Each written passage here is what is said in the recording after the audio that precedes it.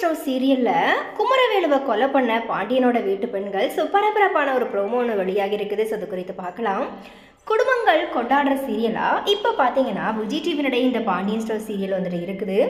3 மகன்கள் அண்ட் 2 மகள்களோட ஒரு அழகான குடும்பத்தை பெற்ற பாண்டியனோட குடும்ப கதையை மையமாக கொண்டு தான் இந்த சீரியல் ஒளிபரப்பாகிட்டு வருது.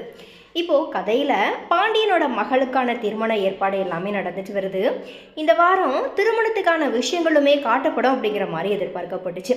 ஸோ அந்த வகையில் இன்னைக்கு வெளியான ப்ரோமோவில் பாண்டியன் ஸ்டோர் சீரியலில் அரசியலுடைய திருமணத்தை நிறுத்துறதுக்காக அரசியை கடத்துறதுக்காக குமரவேலு பார்த்தீங்கன்னா முயற்சி பண்ணுறாரு.